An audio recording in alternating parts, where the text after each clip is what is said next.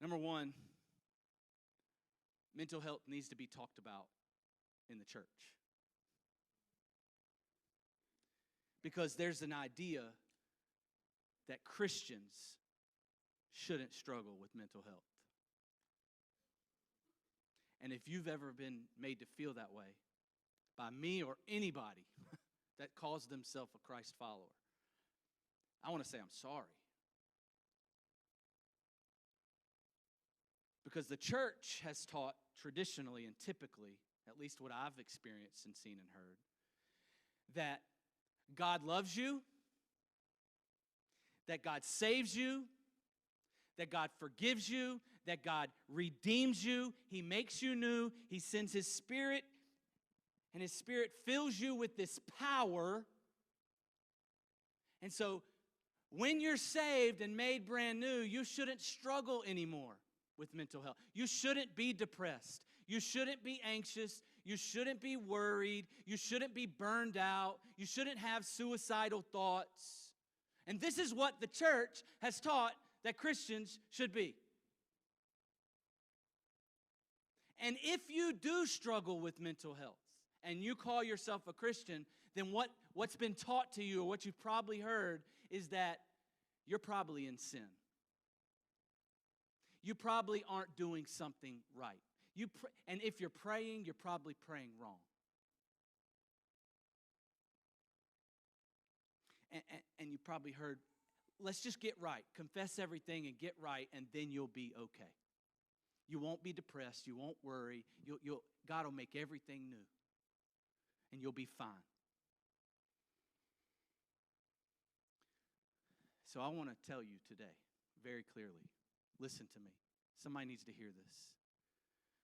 When Jesus saves you, that doesn't mean life on earth becomes perfect. It's the simplest of statements, but it's not what many Christians believe. It doesn't mean that your life is going to become drastically better the moment you surrender to Christ. It doesn't mean that your credit score is going to improve right away. It doesn't mean that your marriage will be healed.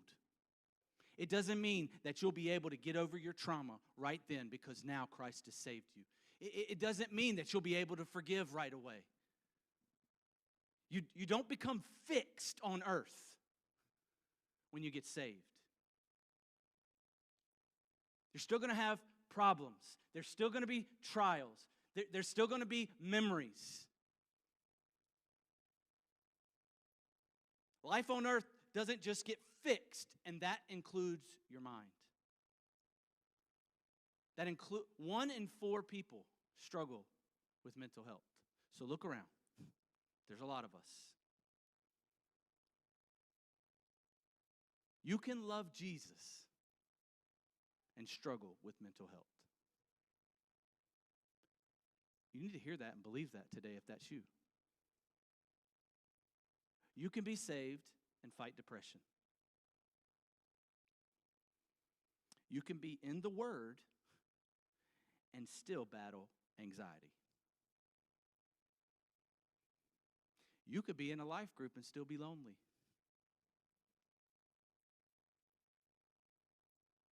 You can attend church, you can tithe, you can do all the Christianese things in the world and still struggle with trauma. We just need to sit with that for a second. That's real. And that's probably a relief to hear. How can I say that? Because some of you are like, you can't say that. Well, think about the heroes of our faith. Think about Elijah. Elijah, he battles the 800 gods. You remember this? He calls down fire. He defeats the 800 false prophets of Baal in 1 Kings 19. And it says he's under a tree, alone, depressed, wishing to die. Elijah, great man of God, would you say?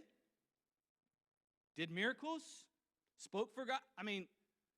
And he's under a tree, depressed, wishing he could die.